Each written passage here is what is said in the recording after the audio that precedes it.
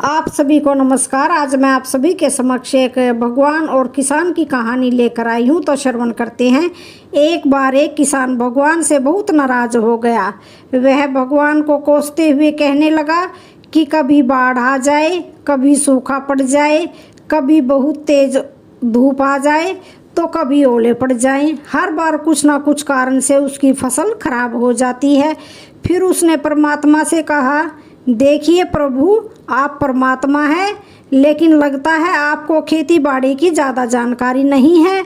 एक प्रार्थना है कि एक साल मुझे मौका दीजिए, जैसा मैं चाहूँ वैसा मौसम हो, फिर आप देखना मैं कैसे अन्न के भंडार भर दूंगा। परमात्मा मुस्कुराए और कहा, ठीक है, जैसा तुम कहोगे वैसा ही मौसम रख दूंगा, मैं दखलंदाजी नहीं करूंगा। किसान ने गेहूं की फसल बोई। जब धूप चाही तब धूप मिली, जब पानी तब पानी। तेज धूप, ओले, बाढ़, आंधी तो उसने आने ही नहीं दी। समय के साथ फसल बढ़ी और किसान की खुशी का ठिकाना ना रहा, क्योंकि ऐसी फसल तो आज तक नहीं हुई थी। किसान ने मन ही मन सोचा, अब पता चलेगा परमात्मा को कि फसल कैसे तैयार करते हैं। बेकार ही इतने बरस हम किसानों को परेशान करते रहे। फसल काटने का समय भी आया। किसान बड़े गर्व से फसल काटने गया, लेकिन जैसे ही फसल काटने लगा, एकदम से छाती पर हाथ रखकर बैठ गया। गेहूं की एक भी बाली के अंदर गेहूं नहीं था, सारी बालियां अंदर से खाली थी। बड़ा दुखी होकर उसने परमात्मा से कहा, प्रभु ये क्या हुआ? तब परमात्मा बोले, ये तो होना ही था।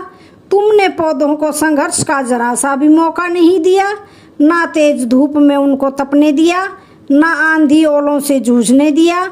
उनको किसी प्रकार की चुनौती का एहसास जरा भी नहीं होने दिया, इसलिए सब पौधे खोखले रह गए। जब आंधी आती है, तेज बारिश होती है, ओले गिरते हैं, तब पौधा अपने बल से ही खड़ा रहता है।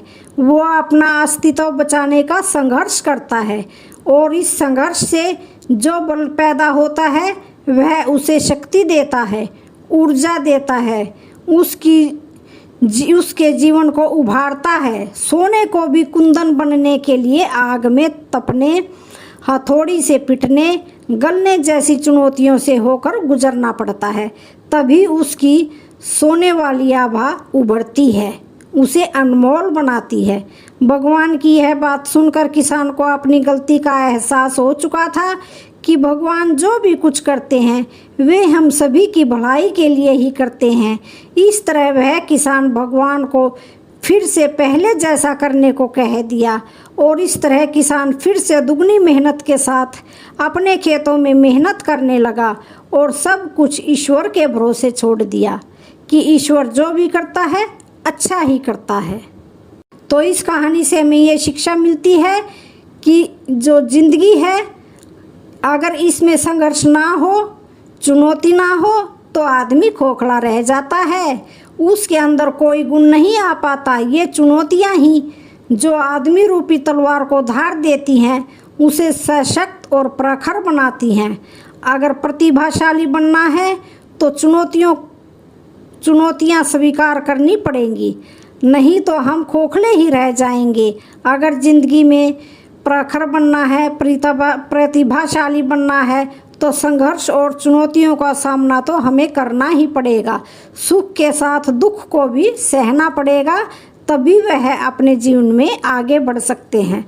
तो आज की ये कहानी आपको कैसी लगी? कहानी अच्छी लगी हो तो वीडियो को लाइक, शेयर, सब्सक्राइब ज़रूर करें। धन्यवाद।